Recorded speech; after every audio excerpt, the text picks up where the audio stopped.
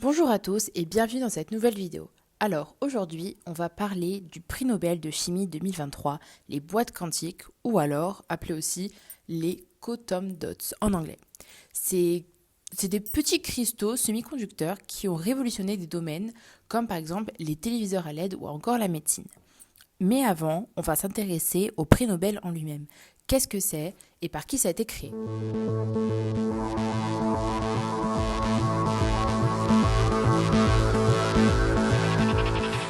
Eh bien, le prix Nobel, c'est un prix déjà très prestigieux en sciences, mais aussi des sciences humaines, comme par exemple le prix Nobel de la paix.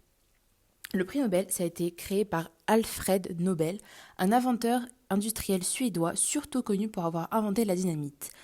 Dans son testament de 1895, il a souhaité que sa fortune serve chaque année à récompenser un ou plusieurs chercheurs, maximum 3, pour leur avancée en sciences dures ou alors dans la paix dans le monde, que cette fortune finalement serve à récompenser des gens qui permettent au monde d'avancer et qui rendent service au plus grand nombre. Mais ce n'est qu'en 1901 que le premier prix Nobel de chimie va être remis à Jacobus Henricus van Hoff, un chimiste néerlandais, pour ses travaux sur les solutions et pressions osmotiques. Depuis, ce prix est décerné chaque année par l'Académie royale des sciences de Suède. Personnellement, ma Nobel préférée, c'est Marie Curie, première femme à recevoir le prix Nobel de chimie et première femme à le recevoir surtout 2 fois. Mais alors, qui sont nos 3 chercheurs? Tout d'abord, le premier à observer cet effet, c'est Alexei Ekimov en 1981, physicien russe qui fait ses recherches au Nanocrystal Technology aux États-Unis. Ensuite, ce sera au tour de Louis Bruce en 1983 de confirmer ses observations par des études de nanoparticules du camdium sélénia. C'est un scientifique américain, prof de chimie à Columbia, à New York.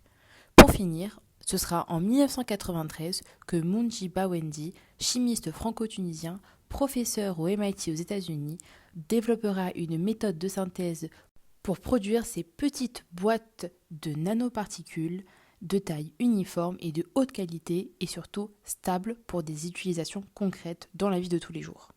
Bon, c'est bien beau, le Nobel c'est quoi, les chercheurs c'est qui, mais non, c'est toujours pas qu'est-ce que c'est une boîte quantique. Allez, je vais tenter de vous l'expliquer.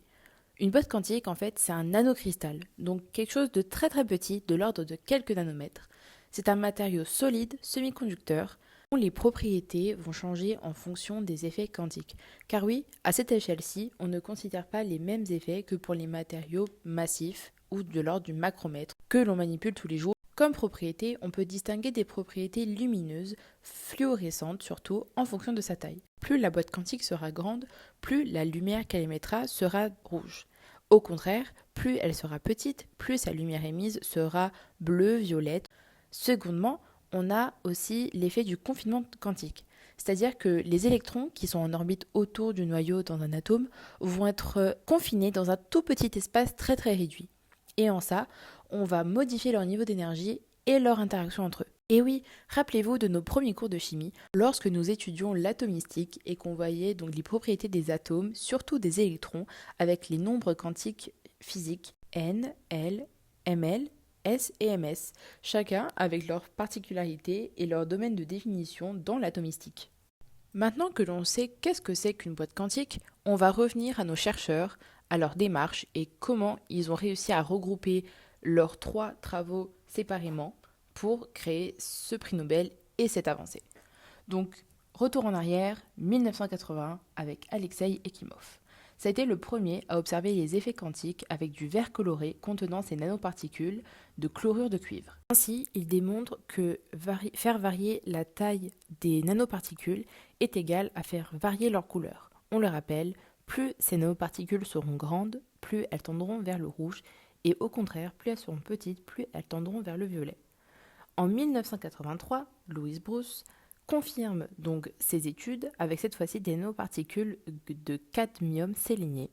Donc il reconfirme ces propriétés-là donc de changement de taille et de changement de couleur et il ouvre la voie donc à Munji Bawendi qui en 1993 va développer une technique à partir de séléniure de cadmium et il va donc créer ces atomes, ces nanoparticules stables pour les utiliser plus tard. Sa démarche est assez classique, je dirais. Il va prendre un système confiné avec un gaz stabilisant, un thermomètre, pour vérifier sa température. Et donc il va injecter du séléniure de cadmium dans un solvant chaud. Ainsi, il verra donc des petits cristaux, ces petites boîtes quantiques, ces nanoparticules se former. Et donc il remarquera très vite que la chaleur à laquelle le solvant va être chauffé sera la cause de la variation de taille des cristaux et donc de la variation de leur couleur. Plus le solvant sera moyennement chauffé, on va dire que la température sera basse, plus les cristaux seront petits, donc bleus. Mais si cette fois-ci il réaugmente la chaleur, il verra donc les cristaux grossir et devenir rouges. Par contre, s'il coupe totalement la chaleur, la création et le développement des cristaux se stoppent net. C'est ainsi donc qu'il pourra créer à sa volonté des cristaux de différentes tailles et surtout stablement. La grande question maintenant, c'est où est-ce qu'on peut retrouver ces boîtes quantiques aujourd'hui ? Alors, premièrement, on va avoir les écrans, les téléviseurs ou tout simplement tout ce qui va marcher avec des LED. Car oui, si on peut synthétiser de la lumière et de la couleur, pourquoi s'en priver ? On peut retrouver notamment les télés, tout simplement, les films qui sont de bien meilleure qualité aujourd'hui, ou encore les LED un peu colorés que l'on voit derrière les téléviseurs haut de gamme, ou tout simplement nos écrans qui nous permettent de bien mieux voir et de bien mieux travailler.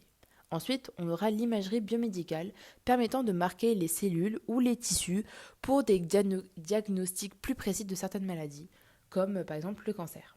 Dans les panneaux photovoltaïques également, aujourd'hui l'énergie solaire c'est une énergie qu'on va privilégier puisqu'on va transitionner vers une énergie plus verte.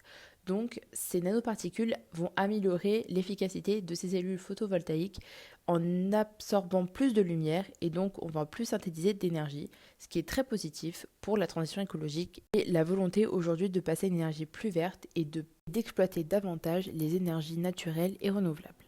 Ensuite, on aura l'électronique et l'optoélectronique, par exemple l'utilisation de lasers ou des diodes électrolumineuses. Ici, on revient donc à la première technologie qui est celle des LED et de la lumière, ou encore des détecteurs, tout ce qui va être détecteur de mouvement, diodes. Pour finir, une autre technologie qui est encore en cours de développement et d'amélioration, ce sera la communication quantique avec l'émission d'un photon unique. Mais ça, j'ai pas encore trop d'informations, donc je vous en parle parce que je sais que ça existe, mais je pourrais pas trop vous en dire plus. Alors, qu'est-ce qu'on peut retenir de ces boîtes quantiques et de ce prix Nobel ? Premièrement, que cette innovation nous permet de mieux comprendre l'échelle nanométrique, les innovations qu'elle peut apporter dans la technologie de tous les jours et dans les technologies majeures dont on se sert aujourd'hui. On peut voir que les applications de ces boîtes quantiques nous touchent particulièrement nous, simples humains, par exemple dans les téléviseurs, dans nos écrans, ce qu'on utilise tous les jours aujourd'hui, et pas seulement dans des technologies avancées comme on pourrait penser par exemple pour ou alors les lasers, ce qui est assez novateur et surtout prometteur pour l'avenir et de nombreuses découvertes à venir. Maintenant, pour bien finir cette petite vidéo, pourquoi pas vous proposer un petit quiz. 5 questions pour voir si vous avez bien compris qu'est-ce que c'était les boîtes quantiques et qui avait participé à ce prix Nobel de chimie 2023. Question 1. Qu'est-ce que c'est qu'une boîte quantique ? Réponse A. Une particule subatomique. Réponse B. Un cristal de sel. Réponse C. Un nanocristal semi-conducteur dont les propriétés dépendent de sa taille. Ou alors, réponse B, un type de boîte utilisée pour stocker des photons. Bonne réponse, c'était la C. Question numéro 2. Quel phénomène rend les boîtes quantiques si particulières ? Réponse A, le confinement quantique des électrons. Réponse B, leur température élevée. Réponse C, leur forme géométrique. Ou réponse D, leur masse atomique élevée. C'était la réponse A. Question 3. Quelles propriétés optiques des boîtes quantiques dépendent de leur taille ? Réponse A, leur densité. Réponse B, leur vitesse. Réponse C, leur conductivité thermique. Ou alors réponse D, la couleur de la lumière qu'elles émettent. C'était la D. Question 4. Quel scientifique a développé une méthode de synthèse efficace et stable pour produire des boîtes quantiques de haute qualité ? Réponse A, Alexei Ekimov. Réponse B, Marie Curie.